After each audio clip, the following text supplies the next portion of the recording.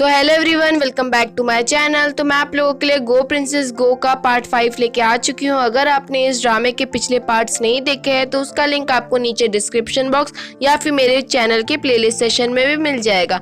Video अच्छी लगे तो वीडियो को लाइक और चैनल को सब्सक्राइब करना मत भूलना। तो बिना समय गवाए वीडियो स्टार्ट करते हैं। पार्ट 5 की शुरुआत में क्वीशिंग पिंग पिंग को देख के काफी ज्यादा इम्प्रेस हो जाता है और पिंग पिंग से पूछता है कि तुमने यहाँ पे मुझे क्यों बुलाया है, जिसपे पिंग पिंग कहती है कि मैंने तुम्हें कब बुलाया, मैंने तो तुम्हें बुलाया नहीं, उल्टा ग्रैंड मदर मुझे यहाँ पे छोड़ के गई है। यहाँ पर क्वीशिंग सब कुछ समझ जाता है और पिंग पिंग से कहता है कि ये सब कुछ ग्रैंड मदर की चाल थी, क्योंकि वो ये सब कुछ ग्रैंड चाइल्ड के लिए कर रही है। क्वीशिंग और पिंग पिंग एक दूसरे से कुछ नहीं कहते हैं और पिंग पिंग जमीन पर और क्वीशिंग बेड पर सो जाते हैं। रात को जब क्वीशिंग उठकर पिंग पिंग के बारे में सोच रहा होता है तो उस टाइम पे पिंग पिंग नींद में ही फाट कर रही होती है। मतलब ये बहुत ही ज्यादा फनी सीन है कि क्वीशिंग पिंग पिंग के बारे में सोच रहा है और पिंग पिंग ऐसी पागलों जैसी हरकतें कर रही है। थोड़ी देर बाद क्वीशिंग के पास एक दरबारी आता है जियांगिन की ज्यादा तबीयत खराब होने की वजह से, और यहाँ पे पिंग पिंग क्वीशिंग को कुछ नहीं कहती और क्वीशिंग चले जाता है जियांगिन के पास। अगली सुबह यांगिन पिंग पिंग के पास आता है गोल्ड कलर का ट्रायंगल लेकर, जिसे देखकर पिंग पिंग समझ जाती है कि क्वीहान का ये इशारा है ये कहने के लिए कि वो उसकी टीम में आने के लिए तैयार है। दूसरी तरफ क्वीशिंग जियांगिन से मिलने जाता है जो कि थोड़ी वीक दिख रही होती है। जियांगिन क्वीशिंग से कहती है कि मुझे अच्छा लगा तुम यहाँ पे आए और ऐसे ही मुझसे मिलने आया करो, मुझे अच्छा लगेगा। जिस पर क्वीशिंग कहता है कि मुझे और भी बहुत सारे काम होते हैं, मेरे पास इतना फ्री का टाइम नहीं रहता है। और यहाँ पे ये सब कुछ समझ में आ जाता है कि अब जो जियांगिन का अट्रैक्शन है वो अब क्वीशिंग के सामने ज्यादा दिन तक नहीं टिकने वाला है। क्वीशिंग जियांगिन के वहां से सीधा पिंग पिंग के पास जाता है उसको देखने के लिए, लेकिन यहाँ पे पिंग पिंग क्वीशिंग से रूडली बात करती है और कहती है कि तुम जियांगिन के पास क्यों नहीं चले जाते हो, जिसे सुन के क्वीशिंग काफी ज्यादा गुस्सा हो जाता है और वहां से चले जाता है। क्वीशिंग यहाँ पे थोड़ा परेशान दिखाया जाता है क्योंकि जियांगिन ने अपनी जान लेने की कोशिश की थी। क्वीशिंग ने जब जियांगिन से पूछा कि उसने ऐसा क्यों करा, जिस पर जियांगिन बताती है कि वो प्रेग्नेंट है, इसी वजह से उसने अपनी जान लेने की कोशिश की, क्योंकि अगर ये बच्चा यहाँ पे आ गया तो सब लोग पूछेंगे ये किसका बच्चा है, ये सब कुछ, और फिर इस बच्चे को ही जिंदा नहीं छोड़ेंगे, इसी वजह से मैंने जान लेने की कोशिश की। जिसपे क्वीशिंग कहता है कि तुम चिंता मत करो, मैं इस बच्चे को अपने बच्चे की तरह बड़ा करूंगा। लेकिन यहाँ पे क्वीशिंग सबसे ज्यादा परेशान इस वजह से लग रहा है कि उसे डर होता है कि अगर ये बात पिंग पिंग को पता चलेगी तो वो कैसा रिएक्ट करने वाली है।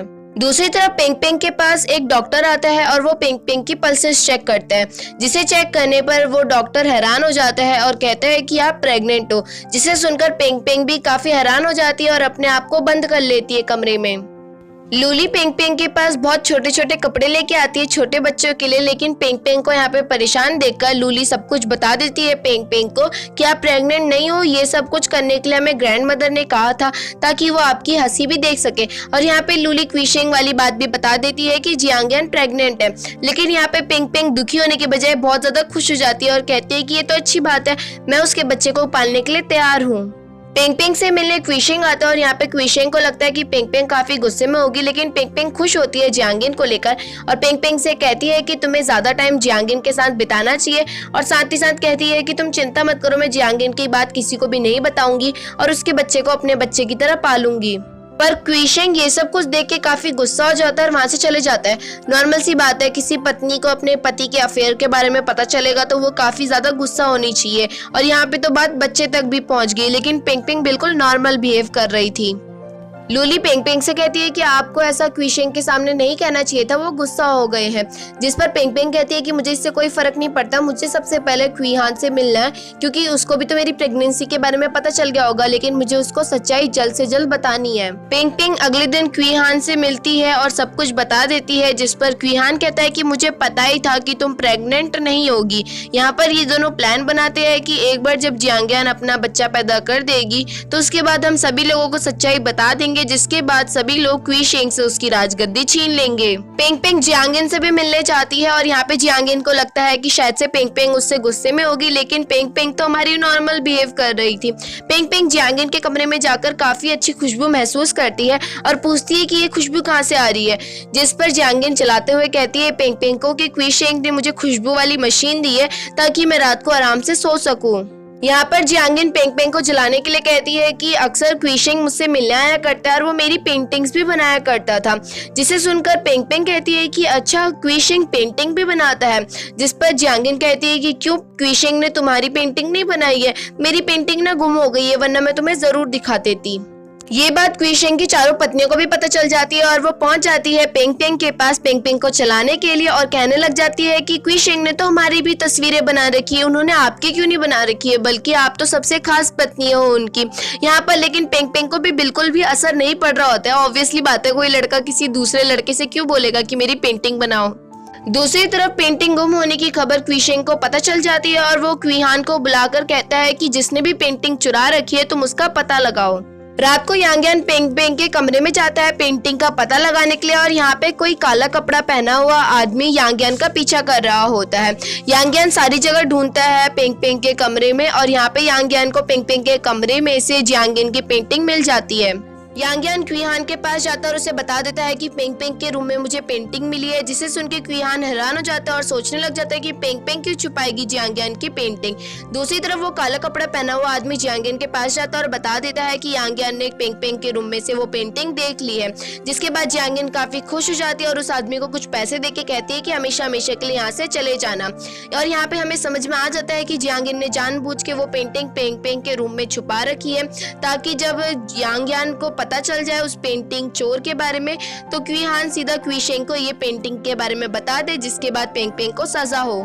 अगले दिन क्विहान पेंग पेंग के पास सुबह सुबह चले जाता है और उसको सब कुछ बता देता है कि क्विशिंग ने उसे पेंटिंग चोर का पता लगाने के लिए कहा है।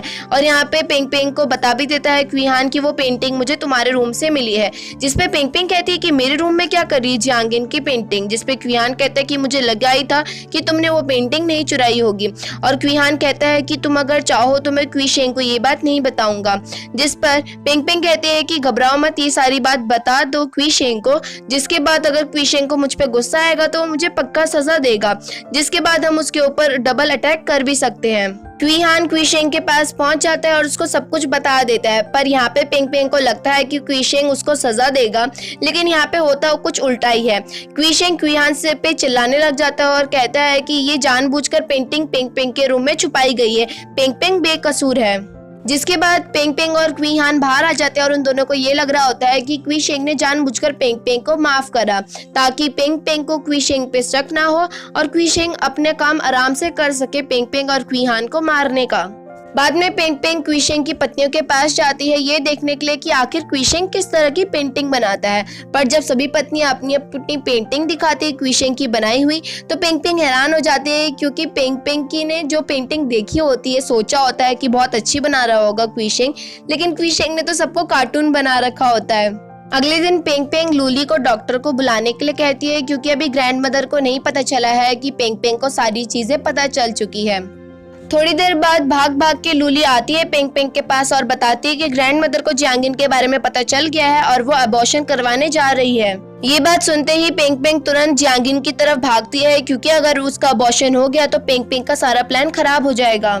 पर जब तक पेंग पेंग वहाँ पे पहुँचती है तब तक ग्रैंड मदर वहाँ से जा चुकी होती है। पेंग पेंग जियांगिन से कहती है कि तुम्हारा अबॉर्शन तो नहीं हुआ ना। जिस पर जियांगिन चिल्लाते हुए कहती है पेंग पेंग पे कि मैं तो कभी प्रेग्नेंट हुई ही नहीं थी और वो पेंटिंग भी मैंने ही तुम्हारे कमरे में छुपा रखी थी ताकि तुम्हारी और क्विशिंग की लड़ाई हो सके, तुम दोनों के बीच में टकरार आ सके। लेकिन ये सब कुछ नहीं हुआ, तुम तो हर चीज को अच्छे से हैंडल रखने लगी और मेरा प्लान पूरा चौपट कर दिया तुमने। पेंग पेंग जियांगिन के वहां से चली जाती है अपने घर की तरफ उदास होते हुए, क्योंकि उनका एक प्लान चौपट हो चुका है। लेकिन आगे भी बहुत सारे मौके मिलेंगे पेंग पेंग को क्विशिंग को नीचा दिखाने का। पेंग पेंग जब अपने कमरे में पहुंचती है तो वहाँ पे डॉक्टर ऑलरेडी मौजूद होता है और वो दोबारा से पेंग पेंग को चेक करता है और फिर से कहता है कि मुझे माफ कर दीजिए, मैंने पिछली बार भी जो कहा था वो बिल्कुल ही सच था। ग्रैंड मदर ने मुझे भले ही कहा था लेकिन मैंने आपको सच्चाई बताई थी, आप सच में प्रेग्नेंट है। ये बात सुन के पेंग पेंग दोबारा से गुस्सा हो जाती है, क्योंकि क्विशिंग और उसके बीच में तो कभी कुछ हुआ ही नहीं, फिर ये सब कुछ कैसे हुआ। जिस पर लूली कहती है कि मुझे लगता है कि ये सब कुछ भगवान की देन है। पिंग पिंग बातें करते करते ही वहीं पे चक्कर खा के गिर जाती है और जब उसकी आंख खुलती है तो उसके सामने क्वीशिंग मौजूद होता है। यहाँ पे पिंग पिंग क्वीशिंग से अबॉर्शन की बात करती है, लेकिन क्वीशिंग नहीं मानता और कहता है कि शुरुआत में तो मैंने भी यही सोचा था, लेकिन जब मैंने ये न्यूज़ सुनी तो मैं बहुत ही ज़्यादा खुश हूँ। यहाँ पे पिंग पिंग ये भी कहती है कि अगर वो बच्चा मेरे साथ रहेगा तो वो बहुत ज़्यादा बिगड़ जाएगा, जिसपे क्वीशिंग कह देता है कि कोई बात नहीं, हम उसके लिए नैनी रख लेंगे ताकि उसकी वो देख रेख कर सके। मतलब जितना भी पिंग पिंग बहाना बनाती है, क्वीशिंग उसको टाल देता है और कह देता है लास्ट में कि वो बच्चा होके रहेगा। प्रेगनेंसी की वजह से पिंग पिंग अपने फेवरेट खानों को नहीं खा पा रही होती है, जिस वजह से पिंग पिंग इमेजिन करके ही सारा खाना खा रही होती है कि तभी वहाँ पे यांग्यान आ जाता है वो सारा खाना लेके, जिसके बाद यांग्यान और पिंग पिंग साथ में मिलके खाने लग जाते हैं खाना खाते टाइम पिंग पिंग यांग्यान से पूछती है कि क्या तुम मुझे अच्छा मानते हो, मतलब लाइक करते हो, जिस पे यांग्यान कहता है कि हाँ आपका नेचर बहुत ज़्यादा अच्छा है, लेकिन मेरे जो क्वी हान सर है वो आपको लाइक करते हैं, जिस वजह से मैं आपको लाइक उतना नहीं करता हूँ। जिस पे वो पिंग पिंग कहती है यांग्यान से कि मैं तुम्हें प्रॉमिस करती हूँ कि तुम्हारे लिए मैं बिल्कुल अपनी तरह एक लड़की ढूंढ के रहूंगी। दूसरी तरफ क्वीशिंग जियांगिन से मिलने गया होता है और वो कहता है जियांगिन पे चिल्लाते हुए कि मेरे को लगा था कि तुम बहुत ही ज़्यादा अच्छी होगी, लेकिन मेरे को तुम हमेशा ही धोखा देती आ रखी हो और शुरुआत में मुझे ऐसा लगा था कि तुम ज़्यादा अच्छी हो और पिंग पिंग गंदी है, लेकिन जितना मैंने सोचा था उसका बिल्कुल ही अपोजिट नेचर है तुम दोनों का। और ऐसा कहते ही क्वीशिंग वहाँ से चले जाता है। दूसरी तरफ पिंग पिंग की मॉम को जब प्रेगनेंसी की बात पता चलती है पिंग पिंग की, तो वो पहुंच जाती है और वहाँ पे रोने लग जाती है लूली और पिंग पिंग की मॉम। मतलब ये लोग खुशी के आंसू रो रहे थे। और यहाँ पे पिंग पिंग अपनी मॉम से ये भी पूछती है कि क्या आपको मेरी जैसी कोई लड़की पता है जो बिल्कुल मेरी जैसा ही नेचर हो जिसका, जिस पर पिंग पिंग की मॉम कहती है कि हाँ मुझे पता है, वो तुम्हारी आंटी की बेटी है। जिस पर पिंग पिंग कहती है कि बहुत सही है, यांग्यान भी एक लड़की को ढूंढ रहा है। जिस पे ये लूली और पिंग पिंग की मॉम दोबारा रोने लग जाते हैं और कहते हैं कि हमारी पिंग पिंग कितनी ज्यादा चेंज हो गई है, वो कितना सोचने लग गई है। और यहीं पे हमारा पार्ट खत्म होता है, अगला पार्ट बहुत जल्दी आ जाएगा। वीडियो अच्छी लगे तो वीडियो को लाइक और चैनल को सब्सक्राइब करना मत भूलना। Thank you.